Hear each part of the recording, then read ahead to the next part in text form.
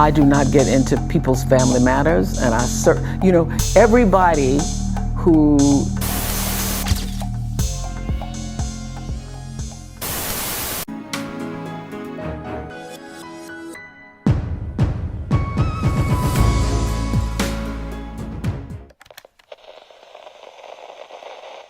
Hey everyone, and welcome back to Exposing SMG.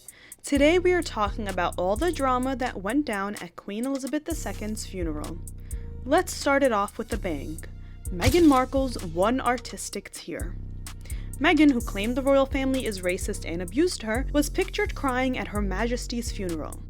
And by the way, the abuse I'm referencing is when Meghan reportedly told a friend, "The same people who have been abusing me want to see me serve my child on a silver platter."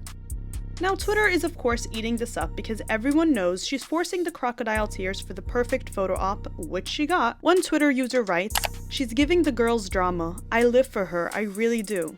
The one eye tear with the chef's kiss emojis. This might be her best work since Suits. Okay, I laughed at that one. She's definitely giving the girls drama. So even supporters of Meghan know that this little artistic tear has one reason. It's the perfect photo op. There is no sympathy here, but people hate the royal family, so they always love whoever gives them hell.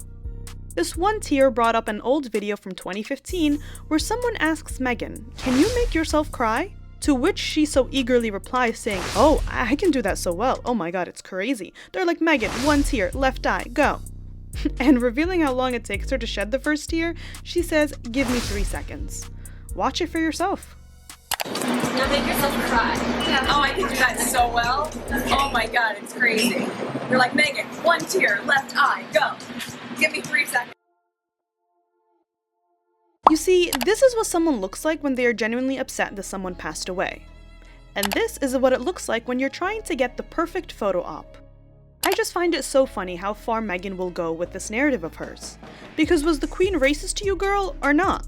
Aren't you the one claiming she didn't give your kids titles because Archie is black? If so, why are you crying at her funeral? Honestly, following up with Meghan's shenanigans will give a person an aneurysm. Someone on Twitter also made a good point about the amounts of makeup Meghan was wearing to the funeral. They write, "When I go to funerals, I, like Meghan Markle, wear as much heavy eye makeup as humanly possible to ensure that if I shed even a single tear, it will be easily picked up by the cameras. Gotta make sure I get the pity I need and deserve on my special day." And by looking at the photo of Meghan, her eye makeup is very dark for a funeral. Like, there's just no way she's wearing a dark smoky eye that I'd wear on a night out at a royal funeral. And in comparison, here's Catherine's makeup look. It's light, it's airy, she still has a little smoky eye, but not to the degree of Meghan's. And in my opinion, it's a lot more respectful. I personally wouldn't wear that much makeup to a funeral, but what do I know, right? What do you guys think? Now, what bothers me about Meghan is that if she wants to milk the royal family, at least stick with the narrative. You left because they're bad and racist, right?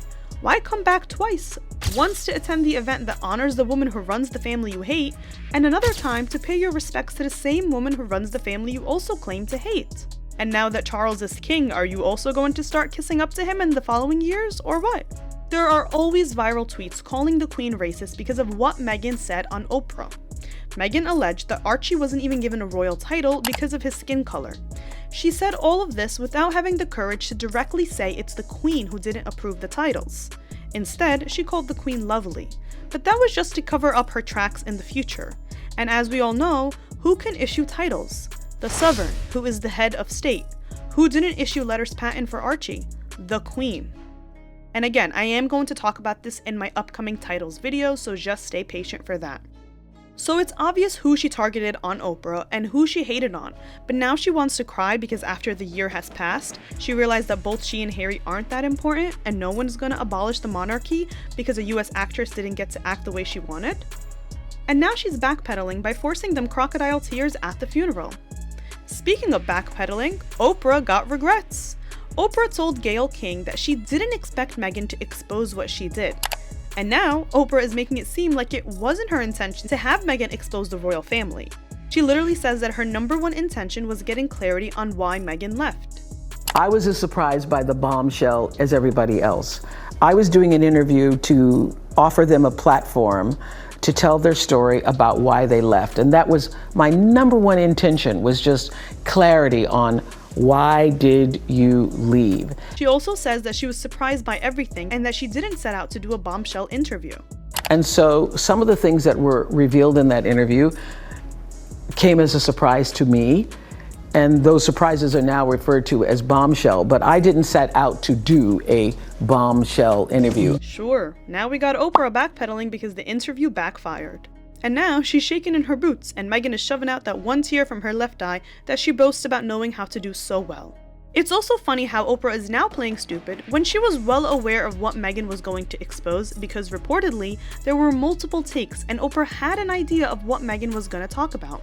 But now that it's been over a year and Meghan's credibility has dramatically gone down the toilet, Oprah gotta protect her brand after all.